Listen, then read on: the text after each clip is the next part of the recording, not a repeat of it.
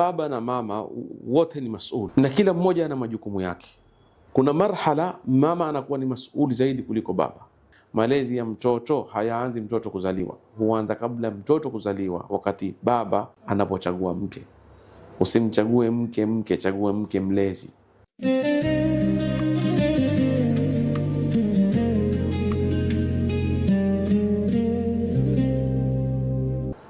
Assalamu alaikum warahmatullahi wabarakatuh. Hii ni Halal Charity TV. Leo alhamdulillah tumetembelewa na Sheikh Yusuf Abdi, Sheikh ambaye anajulikana sana hapa Kenya na East Africa kwa ujumla, na tutazungumzia mada muhimu sana ambayo ina faida kwa Waislamu wote na wanadamu wote kwa ujumla. Sheikh, karibu sana. Shukran, jazakallah khair. Juzi mlikuwa na kongamano lenyewe mlizungumzia Raising Muhammad. Tayeb. Raising Muhammad, namna ya kumlea mtoto wa kiume. Tayeb. Kwa nini ulichagua hii mada ama hii anwani? Shukran. Bismillahir Rahmanir Rahim. Alhamdulillahi Rabbil Alamin. Allahumma salli ala Muhammadin wa ala ali Muhammad kama sallaita ala Ibrahim wa ala ali Ibrahim innaka Hamidun Majid.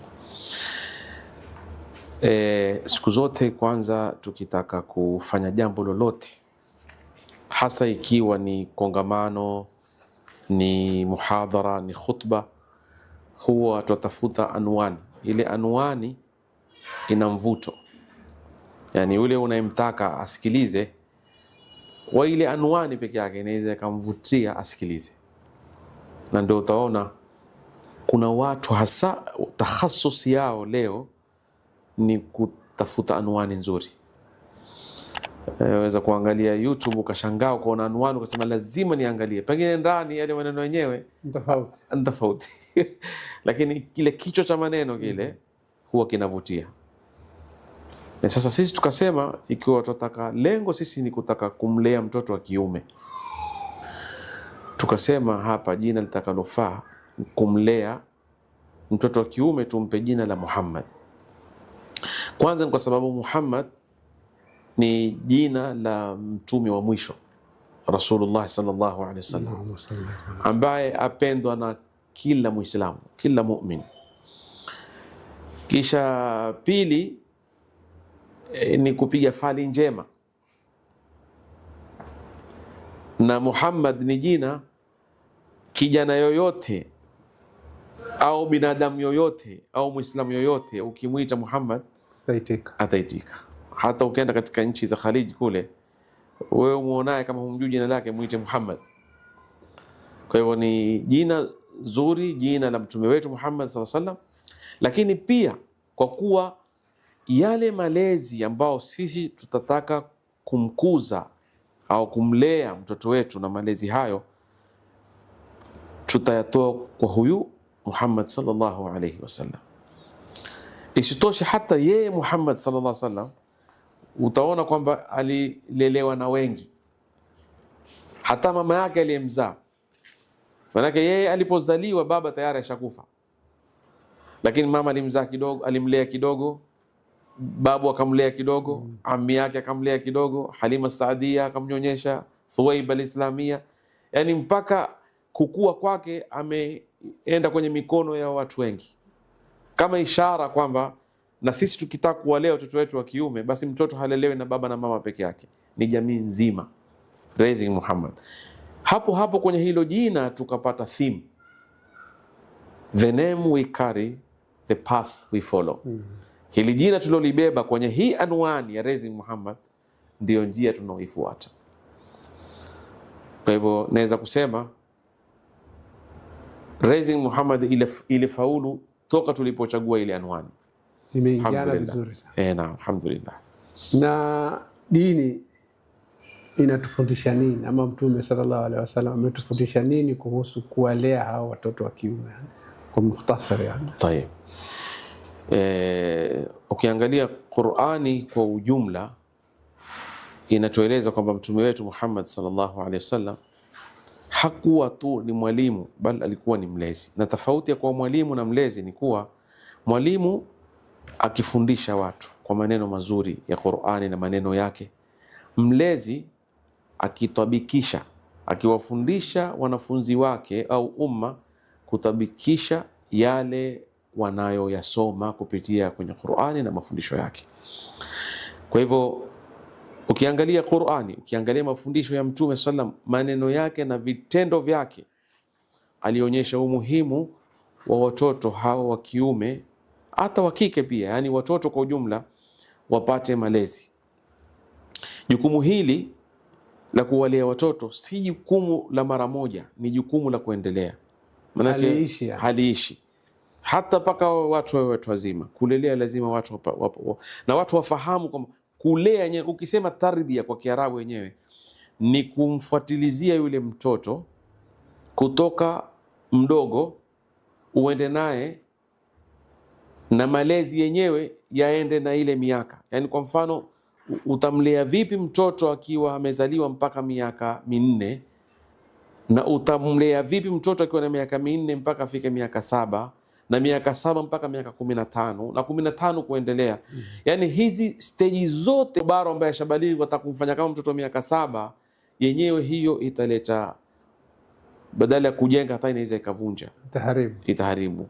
Kwa hivyo Qur'ani na Sunna imetuhimiza. Mwenyezi Mungu Subhanahu wa Ta'ala kwenye Qur'ani anasema, ya ayyuhalladhina amanu qu anfusakum wa ahlikum, okoeni nafsi zenu kwanza na muokoe nafsi zenu na moto. Mtume sallallahu alayhi wasallam anasema, kullukum ra' wa kullukum mas'ul an ra'iyatihi, nyote ni wachunga na nyote ni mas'ul, yani mtakwenda kuulizwa mbele ya Mwenyezi Mungu na kile mnachokichunga. Na ikiwa wewe hutakuwa mchungaji wa wanadamu wote, lakini kwa uchache utakuwa ni mchungaji nyumbani kwako, mkeo na watoto wako, na utaulizwa na Allah Subhanahu wa Ta'ala kuhusu wale watoto. Kwa hivyo Qur'ani imetuhimiza tuwalee watoto kwa maadili mema ili wawe watu bora wenye kutegemewa katika jamii, waje walete maendeleo badala ya kuleta uharibifu. Naam. Na katika ulezi, Sheikh, kuna mama, kuna baba. Hayo. Na baba ndio mfalme kwenye nyumba, ndio king. Sasa yeye ana play dori gani kumlea huyu mtoto, na mama naye ana majukumu gani kumlea huyu Muhammad? Jazakallah khair. Swali pia nzuri. Na kwanza, baba na mama wote ni mas'ul kwa yule mtoto, kwa sababu yule mtoto ni wa wote wawili. Mwenyezi Mungu amemleta duniani kupitia wote wawili, na kila mmoja ana majukumu yake. Wote wana majukumu, lakini kila mmoja ana jukumu lake kivyake. Kama mama ana jukumu lake na kama baba ana jukumu lake. Sasa mama, kuna marhala mama anakuwa ni mas'uli zaidi kuliko baba. Marhala gani? Marhala kutoka kuzaliwa, marhala ya hadhana ile, mpaka kukua, mpaka miaka 7, mama ni zaidi hapo. Na tukisema hivi haimaanishi kwamba baba hatakiwi kuwa na daur, lakini uzaidi wa mama hapa ni kwa sababu kulingana na umri wa mtoto ya kwenye miaka hiyo tulioishiria, muda mwingi huwa yuko na mama kuliko kuwa na baba, kwa sababu baba mara nyingi anakuwa ni mtu wa majukumu mengine ya kutaka kuangalia nyumba, kuangalia matumizi ya nyumba, matumizi ya mke wake. Sasa anakuwa ni mwenye kutoka, anarudi kwa muda tu, pengine arudi adhuhuri kisha atoke tena yuenda kutafuta. Lakini mama ndiye ambaye yuko nyumbani, na yeye ndiye anakuwa mas'ul wa kumwangalia yule mtoto, harakati zake, maneno yake. Anatakiwa zaidi amchunge yule mtoto na kuweza kumkuza yule mtoto na ile personality ambayo Mungu alimpa, asiharibu kwa kutumia njia zisizofaa, badala ya kuendelea kumjenga yule mtoto akawa ni mwenye kumharibu.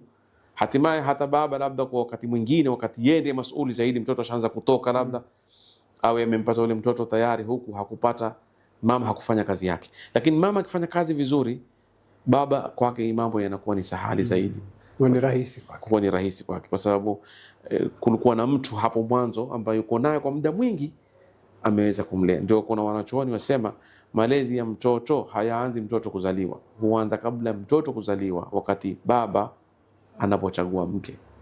Usimchague mke, chague mke mlezi, mama wa watoto wako. Na pale mke anapochagua mume, na wewe simchagua mume, lakini chagua baba ambaye atakuwa mlezi wa watoto wako. Kwa hivyo kwa maana hiyo ulezi hauanzi pale watoto wanapozaliwa, bali unaanza watu kwenye kuchaguana.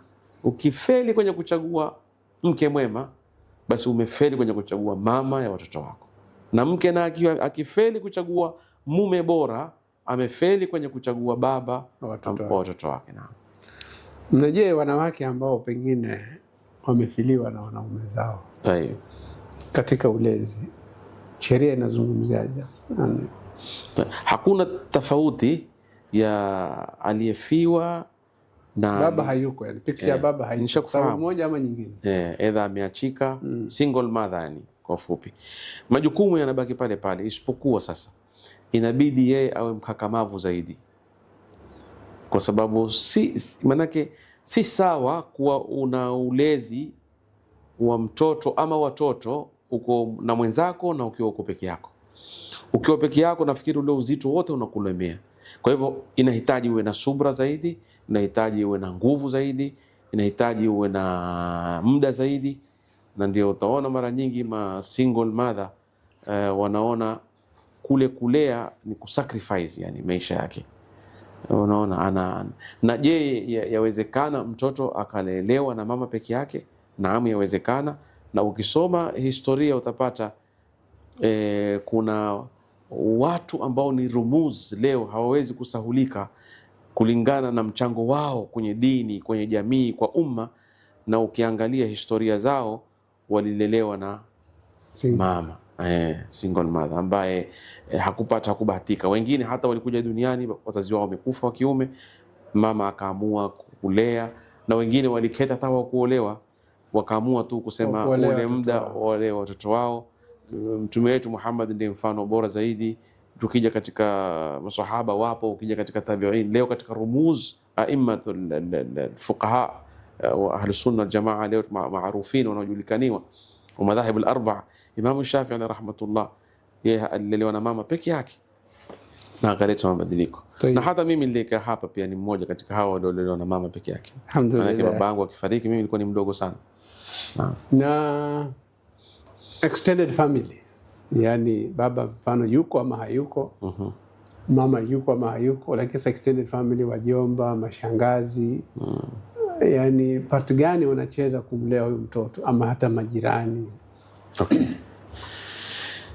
Katika Uislamu ndo pale nikasema, ukimwangalia mtume wetu Muhammad sallallahu alaihi wasallam kwa namna alivyokuwa, utapata kila mtu alikuwa na mchango wake.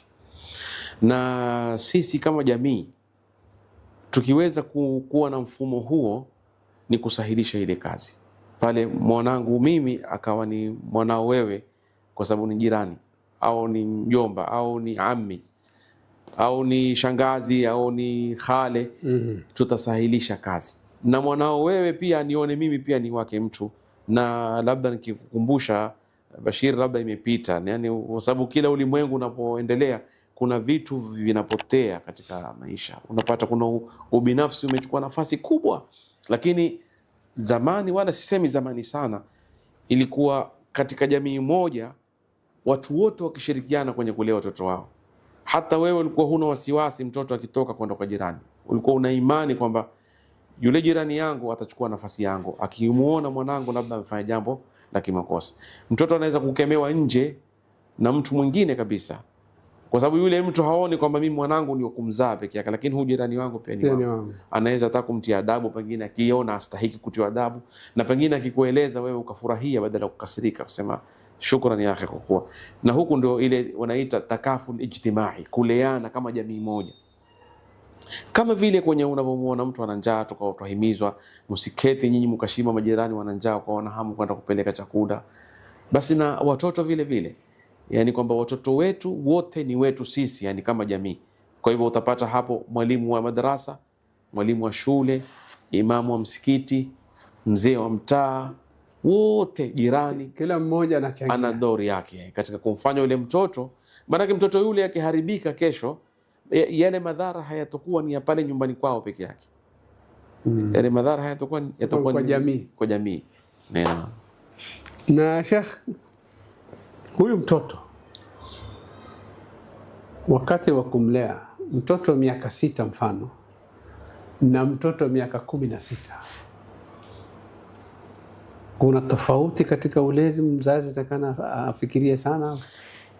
Bila shaka hata haianzi miaka 6, manake kuanzia kuzaliwa mpaka miaka 6, hiyo marhala yenyewe ni marhala ya mtoto kulekezwa au kuonyeshwa kwamba hii ni nzuri. Manake miaka 7 mtoto ndo humayiz sasa, hii ni kheri na hii ni shari. Ndio pale Mtume akasema mtoto akifika miaka 7 sasa muamrisheni. Lakini haimaanishi kabla ya miaka 7 mtoto asifundishwe jambo zuri na jambo baya. Mfundishe kuswali ni kitu kizuri, kufunga ni kitu kizuri. Akitoa maneno mabaya unamkanya kwa maneno haya si mazuri, afaa kusema. Wewe mwenyewe baba na mama, nyinyi mnachukua dauri ya vitendo, nyinyi kuwa na vitendo vizuri, kwa sababu mtoto mdogo mara nyingi anaiga kuliko kusikiliza. Hajafika umri wa kustauibi yale maneno kwamba ni ya kheri, lakini amefika ule umri wake mdogo, ana uwezo wa kuiga kwa kutazama. Sasa nyinyi mkikaa kwa tabia nzuri, kwa kufanya mambo mazuri, mtoto yule anayaona na anaiga. Hata kuna maneno mashuhuri ya Ali yasema laibhu 7, yani cheza naye kwa muda kuanzia mdogo ile mpaka kisha adibhu 7, miaka 7 sasa pale unamfundisha adabu, yani unamfundisha kwamba hii ni kheri, hii ni shari, hii ni kheri. Adibhu 7, alafu sahibhu 7. Akifika sasa miaka 15 pale kuendelea, fanya naye urafiki, yani kusiwe na gap kubwa baina yako wewe mzazi na wale watoto wako, uwe karibu nao. Kwa hivyo tofauti iko kubwa sana, na matatizo ni kwamba mtoto ambaye ni baligh sasa, yeye ajiona sasa ashakuwa mustaqil, ana free, hiyo ajiona ashaingia kwenye marhala ya kuwa ni mtu mkubwa, freedom. Na anahitaji pia watu wa nyumbani watambue hilo. Lakini wanafeli baadhi ya wazazi, kwenye akili zao inabaki utabaki ni mtoto wangu tu, lakini ni sawa, ni mtoto wako, lakini sasa kwa umri huu si yule aliyokuwa na miaka 6. Yule kama ulikuwa uweza kumwamrisha, huyu uweza kumlekeza, ni vitu viwili tofauti. Manake huyo na akili yake, lakini ukitumia lugha ya kuwa kile unachoona wewe ni sawa na pengine ni tofauti, pengine mtoto ana fikra bora kukuliko wewe baba, hapo utaleta matatizo, kwa sababu ataona kama utakumuingilia free. Na uhuru, shekhe, si kitu ambacho unaweza ukanunua. Kila mwanadamu amepewa uhuru na Mwenyezi Mungu Subhanahu wa Ta'ala. Kwa hivyo lazima uende naye kwa kuwa ni mtu mkubwa, na hapo akihisi yeye kwamba mimi nimeheshimika, ni mtu mkubwa, mtaweza kuelewana. Na ataweza kujua kweli mimi nishakuwa mkubwa, lakini huyu ni baba yangu. Wa qadara rabbuka la ta'budu illa iyyahu bil walidaini ihsana. Na mtoto naye mlee kama mtoto. Usitake kwa kuwa ni mtu labda shekhe nini, basi ukataka kuwalea watoto wako, ukataka kuwazeesha kabla ya wakati wake. Mtoto anataka kucheza mpira, hakuna ruhusa. Mtoto anataka kucheza game, hakuna ruhusa. Nyumba hii bwana hakuna upuzi. Utakuwa umemdhulumu. Madamu ni mtoto na anacheza kama vile Mtume sasa alikuwa akicheza na wenzake, mdogo alipelekwa mpaka shamba kule. Haikuwa ni bure ile kupelekwa kule acheze na wenzake. Kwa hivyo na mtoto wako na akiwa ni mdogo acheze na vile vitu vya leo. Watu kama leo vijana wana magame, mnunulie game yake nzuri, bora tu murakama, maana siku hizi kila kitu lazima tuwe macho. Ile game isiwe na madhara, lakini pia ikifika kwenye masuala ya taalim uwe karibu naye pia, kumfundisha kile kilicho sawa, kumpeleka shule iliyokuwa bora zaidi, kumpeleka madrasa ambao mtoto atahifadhika zaidi kwa akili yake na nafsi yake na mengineo, na akiwa mkubwa na ufanye naye urafiki. Na dini inatufundisha nini kuhusu kumwadhibu mtoto wakati amefanya makosa? Tayeb, hiyo nukta ni muhimu, lakini itabidi kidogo turudi nyuma, twende nyuma kidogo. Kuna mtoto anapozaliwa, kuna vile vitu fitra Mwenyezi Mungu humuumba navyo. Kila mtoto huzaliwa akiwa yuko kamili, yani kikamilifu binadamu. Kwa mfano, sifa gani zilizokuwa mbaya? Kwa mfano, maadili gani mabaya katika maisha ya mwanadamu? Kusema urongo. Mtoto huzaliwa ni mkweli, hajui urongo ni nini. Uoga ni sifa mbaya. Mtoto huzaliwa hajui kuogopa. Hajui hofu. Mleteta simba tamshika. Mpaka wewe sasa unamwambia simba. sasa atajua kumbe ni hatari, lakini yeye kwa fitra yake hata kala moto kumletea atashika. Ile ndio fitra aliyoumbwa nayo. Mtoto hajui kuchukia, fitra ni kupenda, hiyo ndio fitra. Kwa hivyo yeye wapenda mazoea ya mtoto. Sasa kuna vitu ikiwa yuko navyo, sisi wazazi tuambiwa katika ile stage yeye ni mdogo, hata huwa hatuna kazi sisi. Kazi yetu uenda naye tu. Yani wewe uhifadhi vile Mungu alivyoumba, usimharibie. Mfano, wewe hujaambiwa mfundishe mtoto ukweli, mfundishe mtoto kwa sababu ukweli, uaminifu tayari ako nazo, ushujaa tayari uko nazo. Wewe ni kulinda. Unafahamu? Wewe ni kulinda. Sasa tuambiwa vipi utaharibu, ni pale utakapofahamu kufanya mambo yanayofuata: kumfokea, kumtukana, kumpiga. Na ndio hapo ndo utaona siri hupati katika mafundisho ya Mtume mtoto kupigwa, ila kwa kuacha swala, tena akiwa na miaka 10. Miaka 10, tena kosa lenyewe ni la kuacha swala, si la kuvunja TV au kikombe cha chai nyumbani. Sasa sisi tukiangalia udogoni, kimimi Bwana Bashiri, ukiniuliza, utapata sisi huwaharibu wale watoto na kuwatoa katika zile personality ambazo Mungu amewaumba kwa mikono yetu sisi wenyewe. Baada ya kujua ama kutokujua. Kwa kujua ni sagini na kutokujua, lakini mara nyingi ni kutokufahamu. Ndio mimi nikasema siku zote ni vizuri watu kufundishwa namna ya kulea watoto. Hata kusema tunajua sisi, wengi wetu hatujui kulea watoto, kwa sababu hizi sifa ambazo Mungu amempa nazo, wallahi asilimia kubwa Bashir, sisi ndio tuwaharibu watoto wetu. Mfano, urongo, sisi ndio wafundisha watoto sema. Mtu atakuja amebisha pale, mwambie baba hayuko. Na mtoto innocent wasikini atakwambia baba niambia nikwambie hayuko. Unaona? Ndio. Au mathalan ushujaa. Mtoto haogopi. Kwa nini wewe wamtisha mtoto? Kwa kosa gani? Yani mpaka wamfundisha mtoto awe na hofu. Hapa ndo unaingia ubinafsi. Wewe mfano wataka kutoka, mtoto mdogo wa miaka 2, 3 anapoulia, Bashir, yuwakulilia wewe, reason ya yeye kulia ni nini? Wewe wataka kutoka nyumbani, wataka kumwacha, akawa kulilia namna anavyoambiwa nataka baba, nataka. Kinachompelekea kufanya hivyo ni nini? Ni mapenzi. Nataka kuwa na babake. Nataka kuwa na babake. Hata kukosa yani. Sasa yeye kifungua macho, hao ndo mahiro yani. Mama na baba. Sasa wakati gani sisi umfundisha mtoto akose ile ushujaa? Tumtia hofu.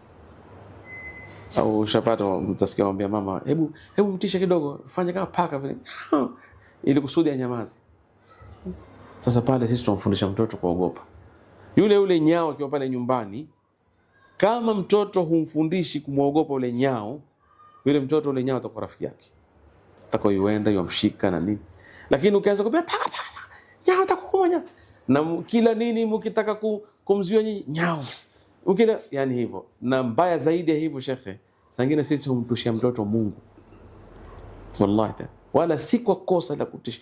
Yani mpaka ukamfanya yule mtoto ukamjenga kwenye akili yake kuwa Mungu ni hatari. Mungu jahannam, tachoma wewe.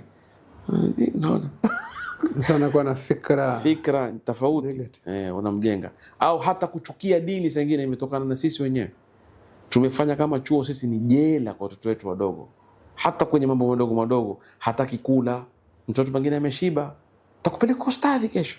Yani hutumiwa lugha za maustadhi na madarasa. Atakudunga sindano, unaona. Ile yote unamfanya mtoto, ndio utaona jitu zima Sheikh haizi kulala room peke yake, kutoka udogoni ametishiwa yeye. Nani aliyemfanya mtoto awe khawar muoga? Ni sisi. Na sifa nyingi Bashiru ukizifuata utaona sisi badala ya kuchunga zile ambazo Mungu amemuumba nazo, sisi wenyewe ndio humfundisha yule mtoto akawa sasa mtoto hajui kuiba, unajua sisi ndio humfundisha wizi. Mtoto ataona kitu pesa mahali mathalan umeziweka. Okay. Yeye akaenda dukani akitaka chocolate. Hata leo hivi mchukue mtoto yote mdogo, nenda naye supermarket. Yeye atakachokiona atachukua pale. Hata kujua hii supermarket ni yake ya babake. akiona yeye atachukua, na ikiwa ni kitu cha kula sasa utakunambia ni mwizi, hajui wizi yeye. Umefahamu? Sasa nyumbani akifundishwa kwamba hii kitu hapa huipati paka pesa, unafahamu? Akifika nyumbani akaona pesa, kitu cha kwanza kichukua ile pesa, atakwenda dukani ili akachukua kile kitu. Sasa ni makosa makubwa sana. Ile pesa iko wapi fulani? Wewe mwizi, wewe atasikia mwizi. Kumbe wizi ni hivi. Sasa mimi hapa nauliza aliyemfundisha wizi nani sasa? Ni sisi, kwa sababu yeye hajui. Ungemwambia pesa umechukua nini? Mashallah, mtoto mzuri, njoo. Ukitaka pesa muulize mama. Yaani wamfundisha kwamba hata ukitaka uliza. Lakini kwa wewe mwizi paka mtoto yualie bwana. Kwa dhambi gani? Maskini hajui kitu, kuiba yeye ameona nyumbani kitu cha mama yake akakichukua. Sasa mtu kuchukua chake, kwa hiyo wajibu ni kumfundisha. Lakini sisi humtukana. Kamtukana mwizi, sasa ndio ushamfundisha. Kumfundisha vipi? Manake wizi Bashiri manake nini? Kuchukua kitu hadharani, kuchukua kitu kwa siri. Kuchukua kitu bila ruhusa. Kwa siri, lakini wizi hasa ni kuchukua kitu ili usionekaniwe. Sasa ule mtoto kama siku ya kwanza ulimsomea mwizi wewe kwa sababu alichukua pesa hadharani, atafanya kwa siri. Sasa atafanya kwa siri. Sasa aliyomfundisha wizi ndani, kwa ile tabia anaendelea nayo kwa sababu wewe ulimuonyesha kwamba ukachukua hapa kwa dhahiri, nikakuona mimi nitakuchapa. Sasa yeye huvizia nyinyi mmelala, atajua siri. Sasa hapo utamfundisha jambo la pili baya zaidi. Ukimshika kwamba wewe ndio unachukua hii pesa, ajua natija yake nitapigwa, sio? Atasema urongo. Naam. Sasa hivi umezungumzia mtoto anamuona mzazi wake kuwa ni hero. Yes. Na ni muhimu gani mtoto kuwa na role model? Yani kama mtoto wa kiume ajue role model wangu mimi ni huyu mtu, mbali na wazazi. Yani ni vizuri tuwafundishe watoto role model. Hapo ndio wanasema marbatul faras. Yani hapo ndipo penyewe hasa. Ukiangalia hata nidhamu ya ulimwengu mzima, Allah subhanahu wa ta'ala alipoumba wanadamu, wama khalaqtul jinna wal insa illa liya'budun.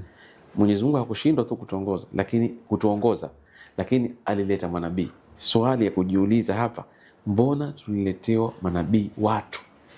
Na kwa nini tuliletewa tena wanadamu kama sisi? Yani Mwenyezi Mungu angetaka angeleta malaika duniani. Ni watu hawafanyi madhambi, hawafanyi, lakini Mwenyezi Mungu akatuletea manabii wanadamu kama sisi. Hii moja kwa moja ni kwamba sisi maumbile yetu ni lazima tupate mtu tumfuate, awe atakuwa yeye ndiye kielelezo. Ndio tukaambiwa sisi Waislamu kwa mtume wetu Muhammad, laqad kana lakum fi rasulillahi uswatun hasana. Hakuna jambo mtasema hatuwezi sisi kuiga hili kwa sababu huyu hafanani na sisi. Laqad ja'akum rasulun min anfusikum, kama nyinyi, yani binadamu, anakula, anatembea sokoni, anaoa, anazaa. Kwa hivyo ikiwa mtume wetu Muhammad ni kielelezo kwa umma, sasa kila nyumba, sallallahu rabbi wasallam alayhi, kila nyumba ni lazima kuwe na role model ambaye ni baba. Maana kila anayezaliwa akifungua macho, role model wake ni yule anayemuona. Kwa hivyo kuna dharura ya sisi kama wazazi majumbani tuelewe asilimia kubwa ya zile tasarrufat na tabia na maadili ya watoto wetu yanatokana na sisi tutakavyo behave pale nyumbani kama wazazi. Lolote tunalolifanya baya, ujue wewe walitengeneza kwa mtoto wako. Ukimuona baba nyumbani apiga ngoma, usilaumu watoto wakicheza. Huu ni msemo wa Kiarabu. Kwa sababu wewe ndio umewapigia ngoma. Wewe ndio umewapigia ngoma. Ukiwa wataka kumfundisha mtoto kuswali, hata huna haja kumwambia baba twende tukaswali. Toka nenda ukaswali, atakufuata. Lakini umekaa angalia TV, wamwambia bwana kumeadhiniwa Bashir, nenda kaswali. Haiwezi kwenda. Hujamfundisha. Yaani wampa, angalia, hata wamchokesha akili. Wajua kuna maswali atayauliza, kwani unashindwa kuelewa hii swala si muhimu? Mbona baba yeye aniamrisha alafu yeye amekaa? Kwa hivyo sisi ni lazima tuwe vielelezo, tuwe qudwa kwa watoto wetu. Na mimi naweza kukuambia Bashir, wallahi hata hii ulimwengu mzima, jumla ya maafa yanayotufika leo ni jamii imekosa role model. Tumekosa qudwa. Tuseme kweli tu. Maimamu hatujakuwa qudwa sisi kwa maamum. Kuna majilaumu. Nasema kweli, hii ndio lazima tuambie ndio kweli. Tumekuwa tu ni watu wa maneno mengi, lakini tunaoamrisha sio tunaoyafanya, tunaoyakataza sisi ndio mstari wa kwanza. Mpaka maamumu wanachanganyikiwa. Tukizungumza kuhusu umoja wanasema kwanza ulizeni mashehe wenyewe hawaelewani. Lolote lile utapata sisi walimu wa madaris, walimu wa mashule, wanafunzi hawajapata role model kwa walimu wao. Ni kwa maneno tu. Mtoto atachapwa kwa sababu hakuhifadhi hadithi inayosema mwenye kuswali alfajiri fa huwa fi dhimmatillah jamaa. Lakini haulizwi yule mtoto kama ameswali ama hajaswali. Yule atakayekosa hadithi atatandikwa hata kama ameswali fajr. Na yule aliyepata atasifiwa na atapewa zawadi. Na la kusikitisha pengine imamu mwenyewe pengine pia hakuswali kabisa. Kwa hivyo hata yule mwalimu anapokuwa katika klasi kufundisha, hamu yake watoto wahifadhi hadithi ya Mtume sallallahu alaihi wasallam, na atakuwa mkali kuwachapa, lakini hamu yake si kutaka kujua wale watoto wanafuata mafundisho wameswali. Kufuata hayo mafundisho na. Kwa sababu kama ni kufuata basi ilikuwa afuate yeye wa kwanza. Umefahamu? Ukija katika kwa madaktari, kwa wagonjwa hivyo hivyo yani. Ukija kwa viongozi wetu na kwa raia wa kawaida hatuna role model. Kwa hiyo kuna tatizo shekhe kubwa na kudwa, hauna mwelekeo mahali pa kufuata yani. Kwa sababu tumekosa kudwa na watu wasione mimi nimefanya ghulu, yani nimevukisha mipaka kusema hivi, lakini huo ndio ukweli. Hata kama kila tunalolizungumza hapa hatumaanishi ni kila mtu, lakini hata wakawa wako wachache nasema hawawezi kufidia tukose kuzungumza haya tunayozungumza, sababu ni wachache mno labda. Tayyib. Social media, mitandao ya kijamii na kulea watoto shekhe. Mitandao ya kijamii ndio walezi wa leo. Mlezi mkubwa, yani ana power na dor kubwa kwa mtoto katika kutengeneza tabia za mtoto, na hii inatokana na kwamba hatukujua kuitumia social media kwa ujumla. Hatuwezi kukiharamisha na hatuwezi kusema ni kitu kibaya, lakini pia wakati huu hatuwezi kusema ni kitu kizuri. Uzuri wake na ubaya wake ni jinsi itakavyotumiwa. Kama vile kisu utakatia tomato na mkate, lakini pia kinaweza kuua. Tumeelewana? Na hukumu yake ya kuuzwa visu, hukumu yake ni halali. Hatuwezi kuharamisha visu visiuzwe, lakini uharamu wake utakuja uende uuze visu kwenye grupu ya watu wawili wanaopigana vita, kuzungusha shilingi 10. Social media ni nzuri, asli ni wasila ambayo inaweza kutumika kwa ubaya na inaweza kutumika kwa uzuri.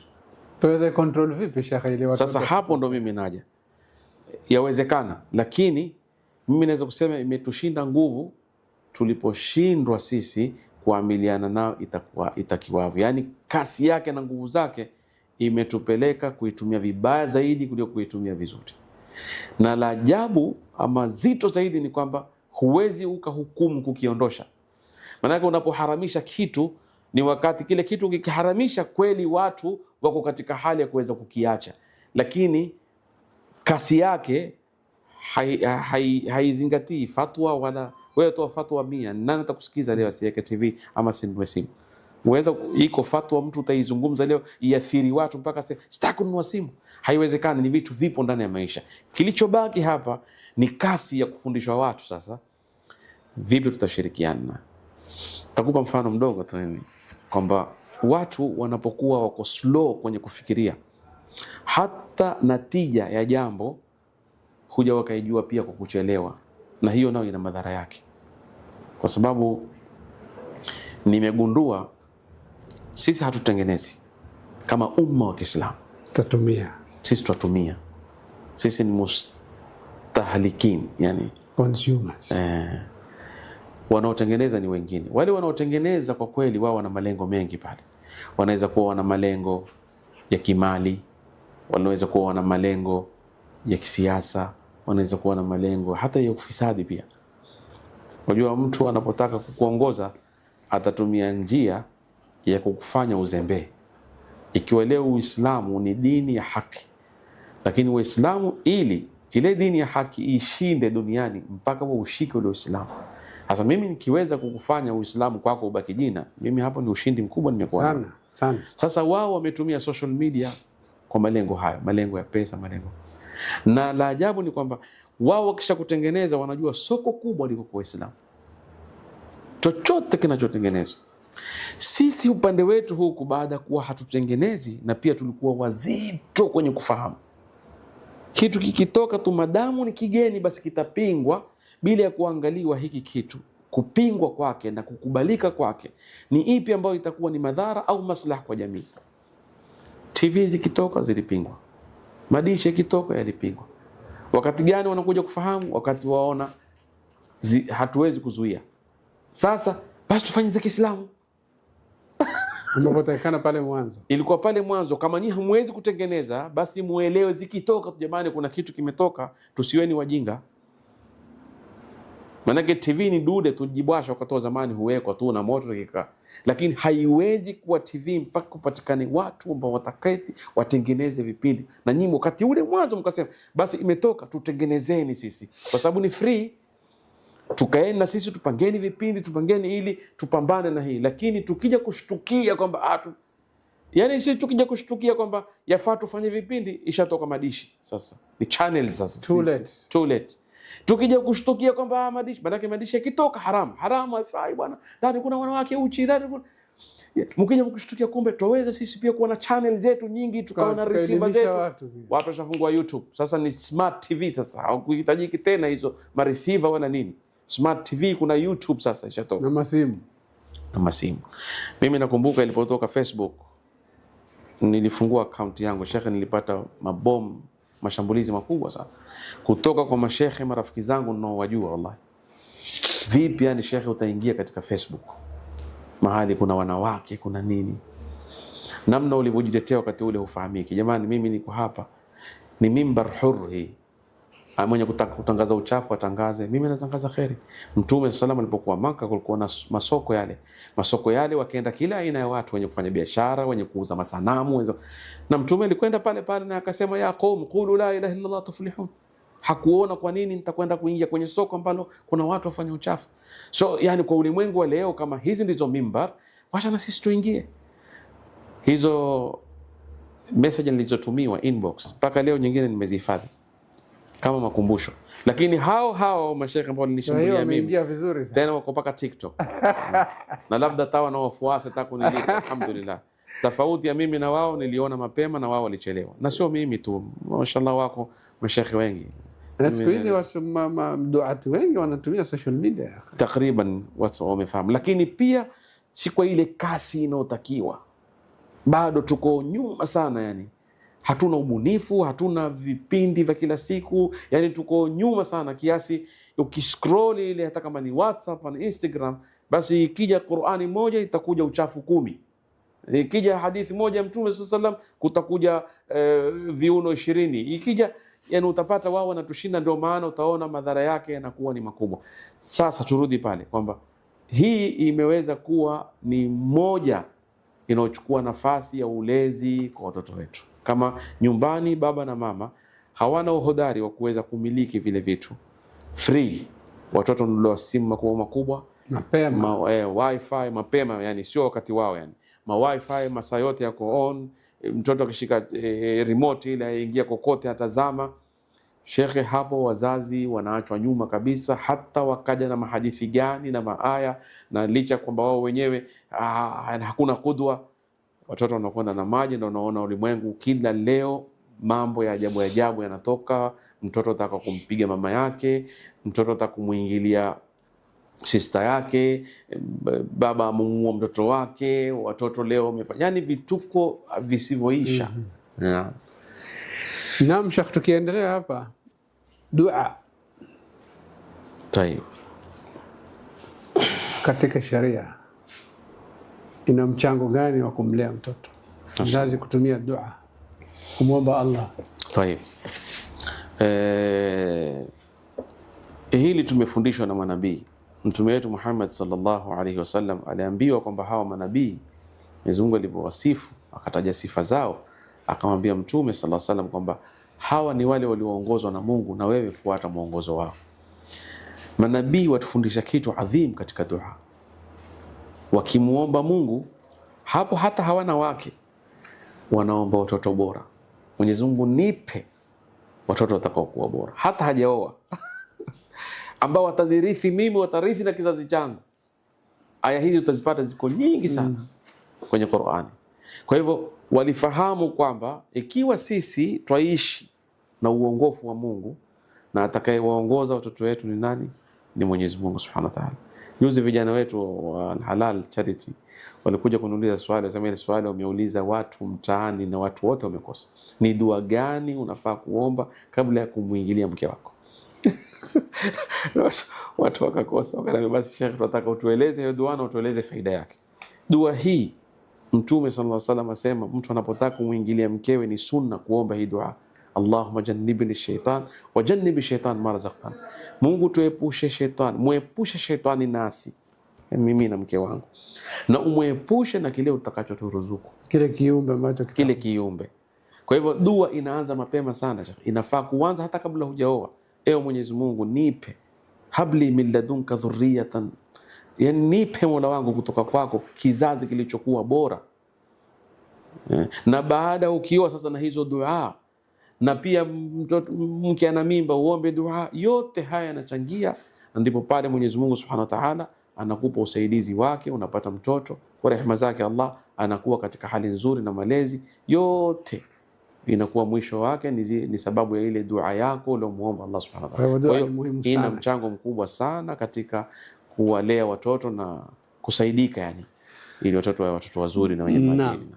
Sasa huyu mtoto wetu alhamdulillah tumemlea vizuri, amefika wakati wa yeye kutafuta jiko sasa, naye apate Muhammad wake kumlea. Allahu Akbar. Umeelewa nafikiri? Sasa wazazi wana play part gani hapo kumtafutia huyu mtoto Muhammad ambaye amefika sasa wakati wa kuoa, kumtafutia jiko ambalo litamfaa yeye? Hapa inataka tuchanganye yote mawili. Inatakiwa sisi tumshauri na tusimlazimishe, kwa sababu masala ya ndoa yana hususia kidogo. Yani tukisema kwa kwamba sisi tumemlea vizuri, basi na katika ndoa tutamlazimisha tumtafutie mke, naona asiporidhika tutaharibu badala ya kutengeneza. Hakuna makosa kumchagulia, lakini iwe ni kwa ridhaa yake. Mtoto wetu sisi bwana tumekuchagulia nyumba fulani, kulingana tulivyokulea tuwaona binti fulani atakufaa, umshauri na inshallah mwenyewe akubali, basi hapo min alfaizin. Lakini kuna hatari ya kuwa labda nyinyi iwe mtaka kutumia zile power kama wazazi, kwamba sisi twakuamrisha, hatukushauri, wewe utamuoa fulani, na usipomuoa sisi hatuna radhi na wewe. Hapa mambo yataharibika. Lakini pia mimi nasema kuwalea watoto kimaadili mema ndani ya nyumba inatosha kuwapa wao yani matayarishi ya kuchagua wao wataolewa na nani ama watamuoa nani. Mimi nakumbuka binti yangu mwenyewe siku moja ninaniambia, baba, ushatupa tabu wewe. Kamuuliza, tabu gani? Asema, twatamani tupate waume watakao ishi na sisi kama tunavyokuona wewe unavyoishi na mama. Nikamwambia wapo.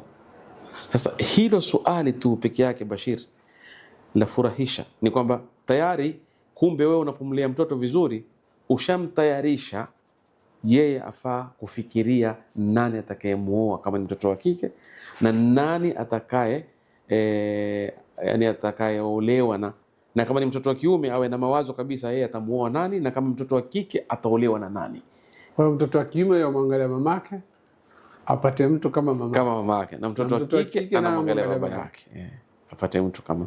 Kwa hivyo nyinyi wawili, baba na mama, mnapoishi kwa maadili ndani ya nyumba, mmoja katika natija yake nzuri ya kumlea yule mtoto ataomuoa nani ama ataolewa na nani ni zile tabia zenu, kwa sababu watatamani pia wao. Mtoto wa kike kama nilivyokuambia atatamani kupata mume kama baba yangu, na mtoto wa kiume naye atatamani kupata mke kama mama yake.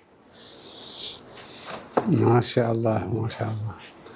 Na Mambo ni mengi nilikuwa tuyazungumza, lakini muda ndio huo. Watoto wa siku hizi shekhe, wapatia advice gani, hasa wale ambao wanapenda maisha haraka haraka ya kupanda maisha? Leo wataka gari, kesho wataka nyumba, kesho wataka mke, kesho wataka kuongeza mke, kesho nyingine anataka safari za nje. Ndio. Na bado kimaisha hajafikia. Naam. Ni advice gani unawapatia vijana kama hao? Hapa tutazungumza nao tu kiakili. Unajua saa nyingine akili hufinikwa na matamanio na shahawat mpaka uipi kama kofi vile lipate kushtuka kidogo. Unajua kuna vitu vingine vihitaji hata aya wala hadithi. Uweza kupanda ngazi ya 10 bila ya kuanza ngazi ya kwanza? Huwezi. Na ikitokea wataka kufanya hivyo, utapata madhara. Maana wakimbilia kitu kabla ya wakati wake. Natija yake uweza ukaanguka, ukakosa kabisa, pengine ukafa. Ama ukakosa mguu, ukaweza kupanda zile ngazi huwezi wewe, mpaka sasa ushikwe mikono ndio upande ngazi. Nafikiri huu ni mfano wa kiakili, kila mwenye akili yake tafahamu. Huwezi ukapanda nazi leo kisha ukataka dafu siku hiyo hiyo. Mshafahamu? Na kulingana na mwenendo wako na spidi yako, yani ndio itakujenga kesho. Kwa sababu mimi naamini mtoto akiwa atashughulikia ile stage yuko nayo, atajengea mustakbal bora. Kwa mfano, akiwa ni mdogo, kuanzia mdogo miaka 4 mpaka kufika miaka 20, hii marhala yote hii au 18 kwa uchache inaitwa marhala ya taalim. Hii taalim hii ndiyo itakao mfanya yeye mwanamume atakayekubalika katika jamii. Kubalika kila kitu, kubalika kwenye kutafuta kazi, kubalika katika heshima, kukubalika hata anapokwenda kutaka mke. Lakini kama unavyosema, ile pupa na haraka humkosesha kila kitu. Kwa sababu kwenye marhala ile ya taalim yeye afikiria mke. Marhala ya taalim afikiria kazi, afikiria pesa. Marhala ya taalim afikiria kusafiri. Hiyo haraka ni ya nini?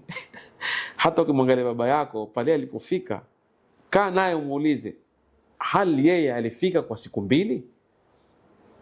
Huyu baba yako unaishi naye pia, yeye alikuwa ni mtoto kama wewe, alizaliwa na pengine alipitia stage hakudhania atakuwa hapa alipo leo, lakini kwa sababu ya subra, kwa sababu ya kusoma, kwa sababu ya kuenda na ule wakati ulivyo na kuridhika na kufanya ibada zake mpaka akafikia mahali. Na hakuna anayekuwa ghafla, kila kitu ni tadarruj. Wewe angalia hata katika biashara kwa mfano, wewe ukitaka pesa za haraka, shekhe, ni kuriski. Hakuna yake kitu utafanya. Hao vijana wanaosema tuingie kwenye kamari utapiga, shekhe, madhara yake ni makubwa sana. Mara moja shekhe inaweza kukuangusha, ukawa mtu utoa kwa mfano, hata kama umpata kibe yako kijilaki kimoja, ukaanza kucheza kamara 10,000, mwisho utaamua kuitoa 100,000 kwa sababu akili yako yakwambia kitoa laki nitapata 2, mara laki yote impotea, umerudi tena chini. Siku zote jambo la haraka. Ukiingia kwenye ulanguzi utakuza madawa kulevya, kwa sababu mkiuza hii na pesa nyingi, shekhe, utamalizikia jela, ufungwe ama uwawe ama, yani nenda na vile Mungu alivyokupangia. Mdogo utalelewa, utacheza, kwenye marhala utasoma, ukimaliza utafanya kazi, ukimaliza utaoa, na baada ya hapo utakuwa sasa wewe mwenyewe. Kwa hivyo wazazi ni lazima wafundishe watoto wao kuhusu hiyo ngazi ambayo itakana waipande, waende kulingana na spidi yao. Shekhe, elimu ya dini, elimu ya dunia, ni inafaa tuibalance vipi wakati tunamlea Muhammad?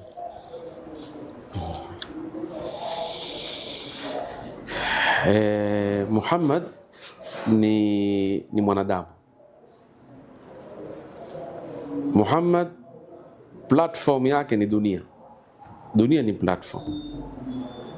Dini ndio katiba yake, ndio mwongozo ambao ataufuata katika hii dunia. Sasa ukiangalia hapa kuna vitu viwili, lakini vyote viwili viko pamoja. Dunia mathalan, duniani hapa sisi tutahitaji nini kwenye hii dunia? Kwa mfano mwanadamu, kuna vitu gani anavihitaji kwenye dunia tukiwa duniani? Mwili utahitaji uwe na nguvu, afya. Utahitaji kustiriwa, mavazi. utahitaji upate dhif, joto wakati wa baridi, baridi wakati wa joto, ni nyumba apate kujistiri. Akiwa mgonjwa atahitaji kutibiwa apate afya. Hayo ndio mwanadamu atakaoyahitaji, na yote hayo lazima uwe na elimu.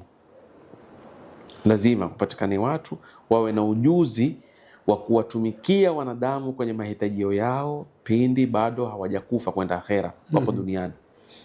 Hiyo elimu ni muhimu sana, lakini swali liko hapa, wewe wasomea hii elimu kwa ajili ya mustakbal.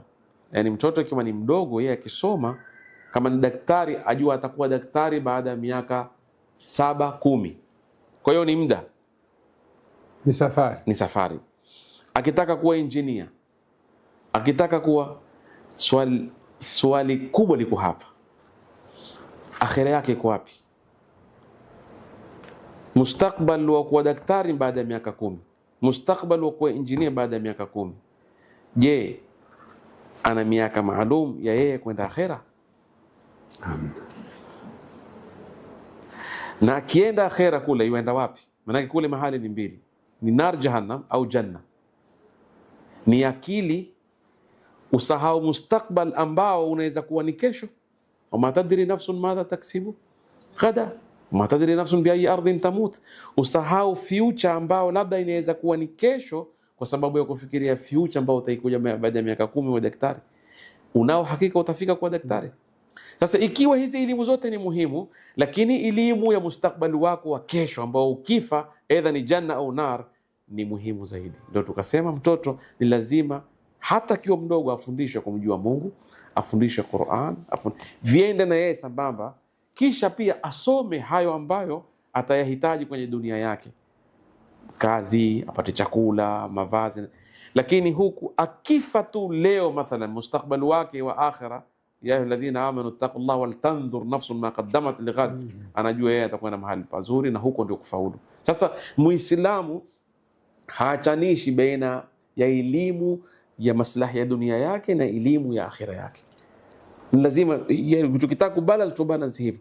Hatukubaliani kabisa na wale wanaotaka mtoto wao asome tu maisha kisha sema dini ataijua tu mbele mbele akizeeka huko nani. Hatukubaliani na hii fikra, na vile vile hatukubaliani na mtoto umfahamishe ya akhira yake, lakini dunia waishi bonzo, hana chochote anachokifahamu kuhusu ulimwengu wake. Kwa hivyo ni to balance, kama balance, naam, tumpe dini, ilmu ya dini na ilmu ya dunia. Na hivi ndio Mungu anavyosema, wabtaghi fima ataka Allahu dar al-akhirah wala tansa nasibaka min ad-dunya. Kuna msemo mmoja wasema kushika dini si kuiacha dunia.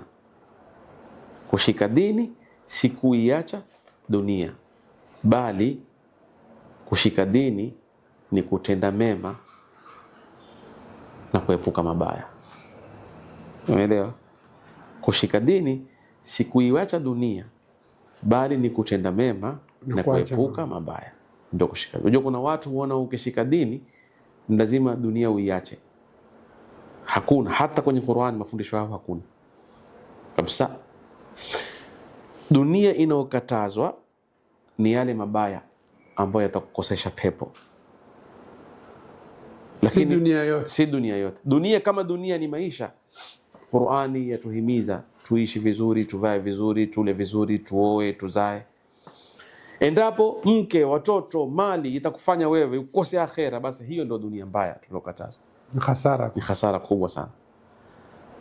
Kwa hivyo tukasema kushika dini si kuiacha dunia, ni kutenda mema na kukimbia maasi.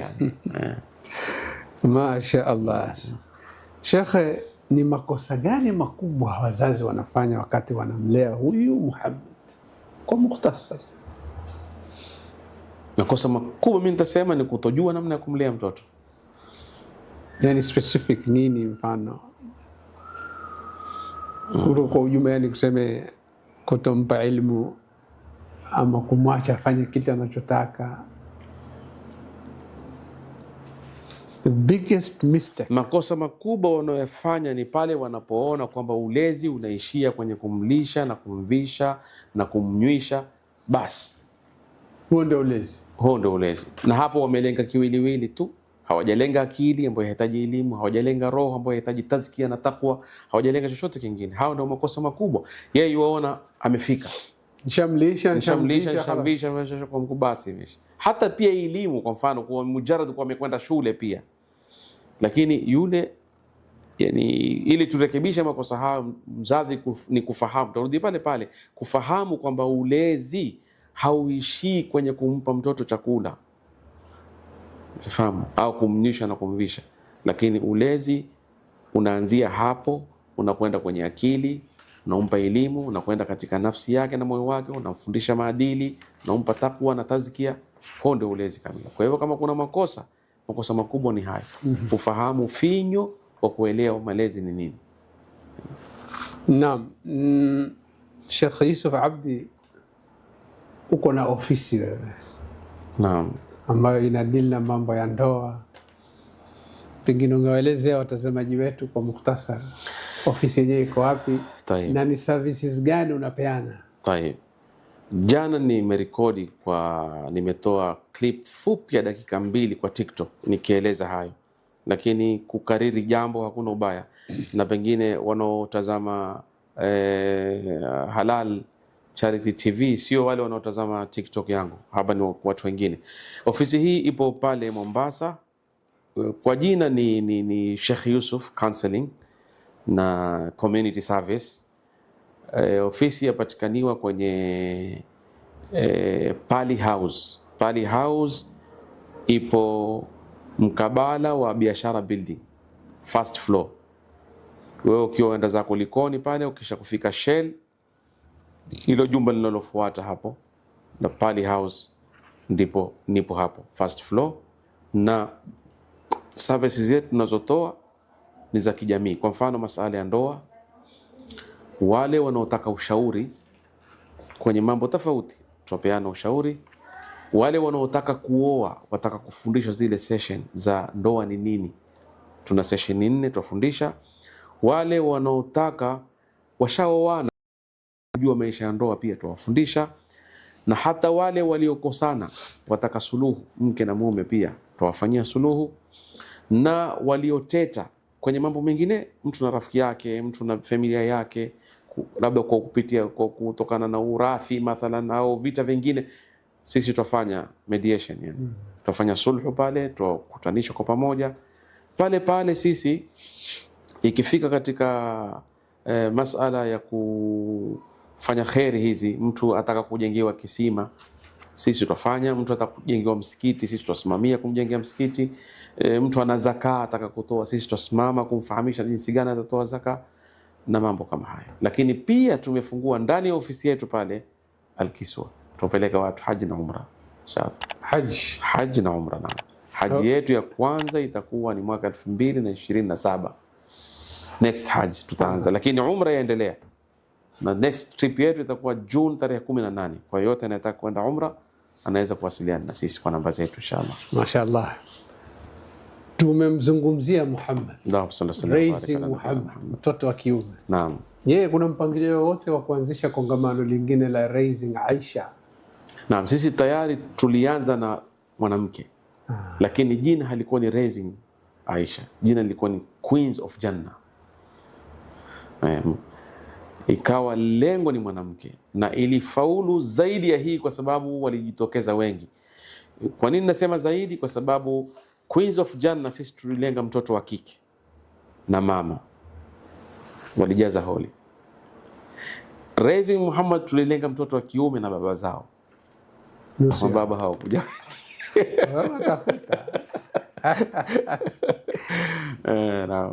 Lakini alhamdulillah tutazidi kuendelea na hatutoacha. Queens of Jannah itakuja mpaka tufike mwisho wa maisha yetu inshallah. Ukisoma Raising Muhammad pia tutajua hapa ni kumlea huyu mtoto bila shaka, lakini Queens of Jannah wa tayari ushafikiria kwingine. Ndio, na pengine ungebadilisha anwani ili mtu ajue pia hii ni kumlea huyu mtoto wa kike. Na tutaangalia, tutashauriana inshallah tuone. Kumalizia, Sheikh, unawapatia advice gani wazazi ambao wanatuangalia, wanatusikiza? Tayeb, bismillahir rahmanir rahim. Wazazi wapendwa wanaotutazama katika Halal Charity TV, mimi nataka sote tushirikiane.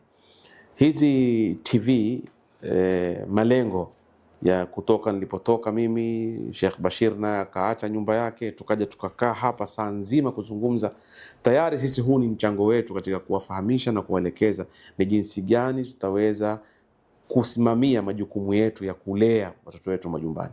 Kwa hivyo nataka tuondoke leo kwamba jukumu la kulea mtoto wa kiume ni jukumu letu sote, na ikiwa unayenisikiliza ni baba au mama nyumbani, basi majukumu yanaanza kwenu nyinyi wawili.